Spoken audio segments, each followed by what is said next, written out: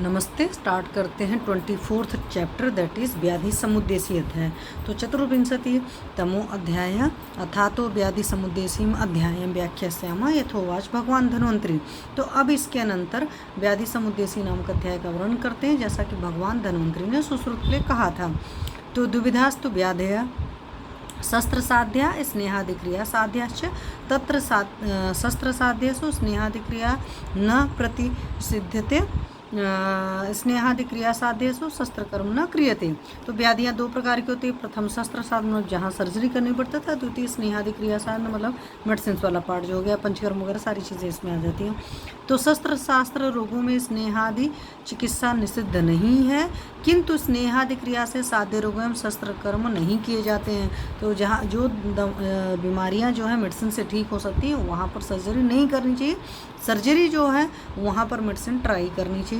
ये हमारे यहाँ सुश्रुत जी ने क्रिस्टल क्लियर कहा हुआ है।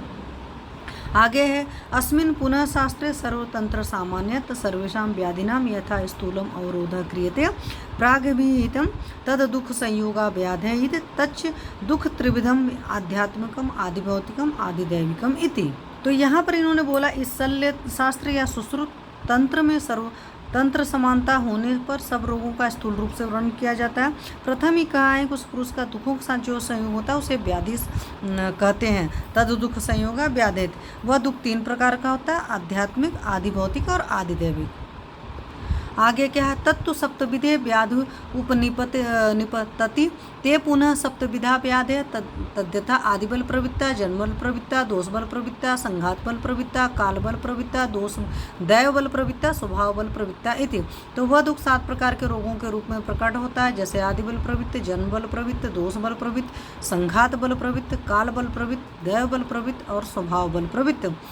तत्र आदिबल प्रवृत्ता ये शुक्र शोणित दोषान्वयः कुष्ठार्स प्रभृतया ते अपि द्विविधा मातृजा पितृजाश्च। जन्मबल प्रवृत्ता ये मातुर्प वारात पंगु जात्यंध बधिर मूक मिन्मिन वामन प्रभृतयो जायन्ते ते अपि द्विविधा रसकृता दोहचारकृताश्च। दोषबल प्रवृत्ता ये आतंक समुत्पन्ना मिथ्या आहारचारकृताश्च ते अपि द्विविधा आमाशय समुत्था पक्वाशय समुत्थाश्च। पुनश्च द्विविधा शारीराश्च मानसाश्च त एते आध्यात्मिका। तो उनमें से पिता के शुक्र तथा माता के आर्तोदोष से उत्पन्न होने वाले कुष्ठ अर्श आदि रोग आदि बल प्रवृत्त कहे जाते हैं, तथा उनके मातृजो पितृ जैसे 2 भेद होते हैं। गर्भ के समय माता के मिथ्या आहार विहार के सेवन करने से उत्पन्न हुए पंगु जात्यंध मदिर मूक मिनमिन वामन आदि विकार जन्मल प्रवृत्त कहे जाते हैं। वे भी रसकृत तथा दोहजन्य ऐसे 2 प्रकार के होते हैं। अन्य रोगों को पद्रोह रूप में तथा मिथ्या आहार विहार के सेवन से जो रोग उत्पन्न होते हैं दोष बल प्रवृत्त कहे जाते हैं। वे भी आमाशय उत्पन्न तथा पक्वाशय से उत्पन्न होने के कारण 2 प्रकार के होते हैं। फिर उनके शारीरिक तथा मानसिक से 2 भेद होते हैं। इस तरह वर्णित ये आदिबल प्रवृत्त, जन्म प्रवृत्त और दोषबल प्रवृत्त रोग आध्यात्मिक है, अर्थात आत्मा मन शरीर आदि में वातादि शारीरिक दोष तथा रजतम आदि मानस दोषों से उत्पन्न होते हैं। तो पूरा एकदम क्रिस्टल क्लियर एक पूरा एक्सप्लेनेशन दे रखा है डिवीजन का एक्चुअली। आगे देखो क्या है, संघात बल प्रवृत्ता ये आगंतो दुर्बलस्य बलवद विग्रहात ते अब द्विविधा शस्त्रकृता व्यालकृताश्च एते आदिभौतिका। तो दुर्बल मनुष्य के बलवान के साथ लड़ाई करते समय चोट लगने से जो आगंतुक विकार उत्पन्न होते हैं उन्हें संघात बल प्रवृत्त कहते हैं, रोग कहते हैं। शस्त्रों से उत्पन्न तथा ब्याल सर्प शेर आदि से उत्पन्न ऐसे इनके भी दो भेद होते हैं। ये आदिभौतिक व्याधियाँ हैं। आगे है काल बल प्रवृत्ता ये शीत उष्ण वात वर्षा प्रभृति निमित्ता ते अब द्विविधा व्यापन ऋतुकृता अव्यापन ऋतुकृताश्च। बैल प्रवृत्ता ये देव द्रोहाद अभिशस्तका अथर्वण क्रिया उपसर्गाश्च ते अब द्विविधा विद्युद शनिकृता पिशाचा। तो पिशाच आदि कृताश्च पुनः द्विविधा संसर्गजा आकस्मिकाश्च। स्वभाव बल प्रवृत्ता तो क्षुत पिपासा जरा मृत्यु निद्रा प्रभृत्या ते अब द्विविधा कालकृताश्च अकालकृताश्च। तत्र परिरक्षणकृता कालकृताश्च अपरिरक्षणकृता अकालकृताश्च एते आदिदैविका। अत्र सर्व व्याधो अवराधः। तो इसमें क्या है, जो रोग शीत उष्ण वायु वर्षा आदि के कारण उत्पन्न होते हैं उन्हें काल बल प्रवृत्त कहते हैं। रोग कहते हैं। विकृत ऋतु से उत्पन्न तथा अविकृत ऋतु से उत्पन्न, ऐसे इनके भी दो भेद होते हैं। देवता, गुरु, ब्राह्मण आदि के साथ अभिद्रोह करने से अथवा गुरुओं के अभिशाप से उत्पन्न किंवा अथर्ववेद प्रणीत अविचारिक मंत्रों के प्रयोग से अथवा रुग्ण पुरुष के साथ रहने से उत्पन्न संक्रामक ज्वर आदि दैवबल प्रवृत्त रोग कहलाते हैं।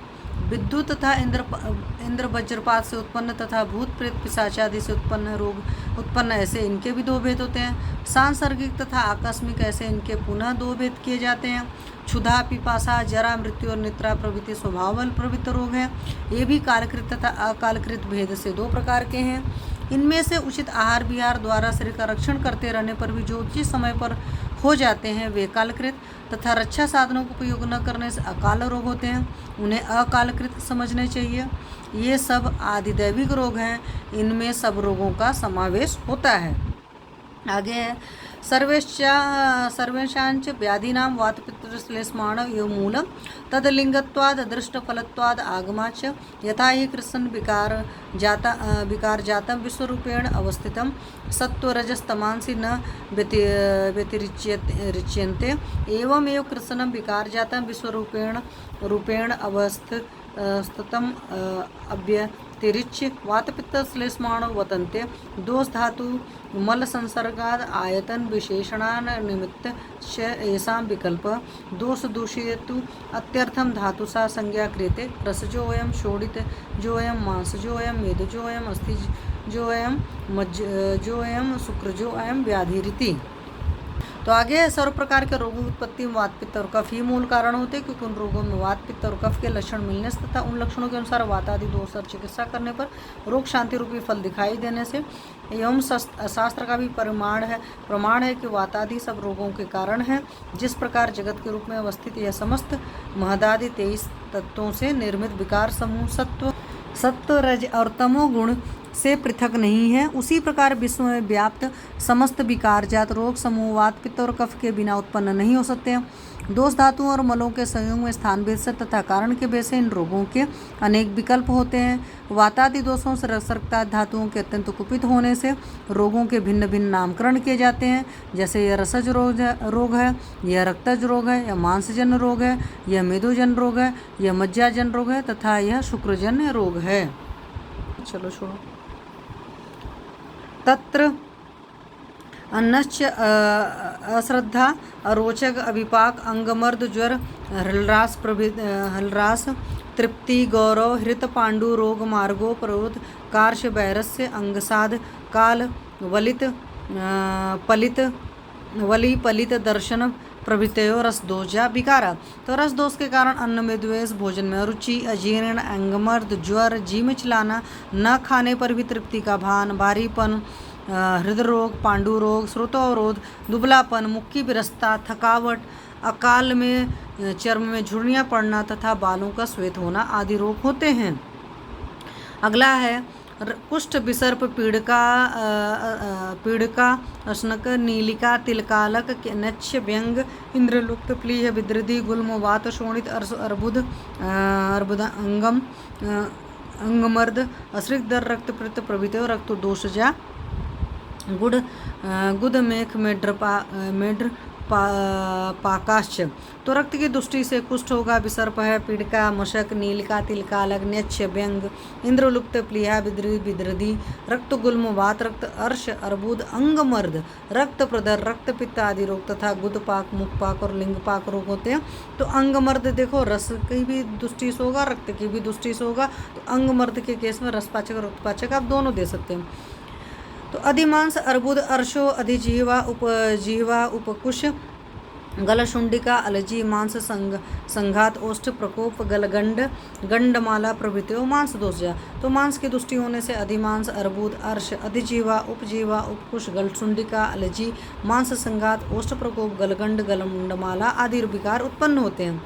अगला है ग्रंथि वृद्धि, गलगंड, अर्बुद, मेद, जो ओष्ठ प्रकोप, मधुमेह, अति स्थौल्य, अति स्वेद प्रवृत्तियों में दोषजा रोगा। तो मेदो धातु की दृष्टि से ग्रंथि, मेदो वृद्धि, गलगंड, अर्बुद, मेदोजन, ओष्ठ प्रकोप, मधुमेह, अति स्थौल्य, अति स्वेद आदि रोग उत्पन्न होते हैं। अध्यस्थि, अधिदंत, अस्थितोद, शूल, कुनक प्रभृतयो अस्थि दोषजा रोगा। तो इसमें क्या है, अस्थि के अंदर दोष प्रकोपित होने, अध्यस्थि, अधिदंत, अस्थियों सूची भेद पीड़ा, अस्थि शूल तथा कुनक आदि विकार उत्पन्न होते हैं। तमोदर्शन, मूर्छा, भ्रम, पर्व, स्थूल, मूला, रुजर, रूर, जन्म, नेत्राभिस्यंद प्रभृतयो मज्जा दोषजा। मज्जा धातु की दृष्टि से आंखों के सामने अंधेरा आना, मूर्छा, भ्रम, पर्व में स्थूलता तथा व्रणों को होना, नेत्राभिस्यंद इत्यादि रोग प्रकट होते हैं। तो क्लैब्य, अप्रहर्ष, शुक्र, स्मरी, शुक्र दोषादेश तद दोषजा। तो शुक्र की दृष्टि होने से क्लैब्य होगा, अप्रहर्षण मतलब इम्पोटेंसी होगा, शुक्रास्मरी शुक्र में तथा अन्य शुक्र के दोष उत्पन्न होते हैं। त्वक दोषा संगो अति प्रवृत्तिर यथा अप्रवृत्तिर मलायतन दोष। जब दोष मलों के आयतन में उत्पन्न होते हैं तब त्वचा के विकार, मलमूत्र आदि का संग, अधिक उत्सर्ग और उत्सर्ग आदि लक्षण उत्पन्न होते हैं। इंद्रायणम अप्रवृत्तिर यथा प्रवृत्तिर प्रवृत्तेन्द्रिय आयतन दोषा इति समास उक्त विस्तरम निमित्तानि चैसाम प्रति रोग प्रच्छाम। जब दोष इंद्रियों के आयतन में प्रविष्ट होकर कुपित होते हैं तब इंद्रियां अपने अपने अर्थ के ग्रहण करने में प्रवृत्त नहीं होती हैं अथवा विषम रूप से प्रवृत्त होती हैं। इस तरह धातुगत विकारों का यह संक्षिप्त वर्णन किया है। इनका विस्तार तथा कारणों चिकित्सा प्रत्येक रोग के साथ आगे उत्तर तंत्र में कहेंगे। भवती छात्र कुपिता नाम ही दोषाणाम शरीरे परिधावतम यत्र संगख बेगुणत व्याधिस्तत्व प्रजायते। तो ये श्लोक रट लेना चाहिए, बहुत बढ़िया श्लोक है, आती है इसकी बार बार। तो शरीर में रसादि के साथ संचरण करने वाले दोषों के प्रकपित होकर परिधावन करते समय सुरसों की विकटता से जहाँ उन दोषों का अवस्थान मतलब स्थिति हो जाता है वहाँ ये रोग उत्पन्न हो जाते हैं। तो आगे क्या है, भूयोत्र जिज्ञासम की वातादीनाम ज्वरादीनां च नित्य संश्लेष परिच्छेदो वा इति। यदि नित्य संश्लेष स्यात् हि नित्य आतुर सर्वयो प्राणिनः स्युः। अथ अपि अन्यथा वातादीनां ज्वरादीनां च अन्यत्र वर्तमानानाम् अन्यत्र लिंगम न भवति कृत्वा यदुच्यते वातादयो ज्वरादीनां मूलानीति तन्न। तो इस विषय में जहाँ पर यह जानने की इच्छा है कि क्या वातादि दोष और ज्वरादि रोगों का नित्य संबंध है अथवा विश्लेष है, यदि कहा जाए कि इनका संबंध नित्य है तब सर्व प्राणी सदा ही रोगी बने रहने चाहिए। यदि इनका सदा विश्लेष ही रहता है तो वातादि दोष तथा ज्वरादि रोग दोनों भिन्न भिन्न स्थानों पर रहने से एक ही देश में उनके लक्षण नहीं हो सकते, क्योंकि अन्यत्र वर्तमान भावों के लक्षण अन्यत्र नहीं होते, तो वातादिक दोष ज्वरादि रोगों के कारण नहीं है। अत्र उच्यते दोषान् प्रत्याख्याय ज्वरादयो न भवन्ति अथ च न नित्य संबंध यथा हि विद्युत्वाता शनिवर्षाणि आकाशं प्रत्याख्याय न भवन्ति सत्याप्याकाशे कदाचिन् भवन्ति अथ च निमित्ततः तत एव उत्पत्तिरिति। तरंग बुद्बुदायोश्च उदक विशेषायो वातादीनां ज्वरादीनां च नापि एवं संश्लेषो न परिच्छेद स्वास्थ्य शाश्वतिक अथ च निमित्त एव उत्पत्तिरिति। उक्त प्रश्न का आप खंडनार्थ उत्तर देते हैं। दोषों को छोड़कर ज्वरादि रोग नहीं होते हैं तथा इनका संबंध भी नित्य नहीं है, जैसे कि बिजली, वायु, वज्र, वर्षा आकाश को छोड़कर अन्यत्र नहीं होते हैं। तो आकाश के सदा विद्यमान पर रहने पर भी सदा नहीं रहते, किंतु निमित्त होने पर ये आकाश में उत्पन्न हो जाते हैं। इसी तरह तरंग और बुलबुल जैसे जल को छोड़कर अन्यत्र उत्पन्न नहीं होते, किंतु कारण होने पर जल में उत्पन्न हो जाते हैं।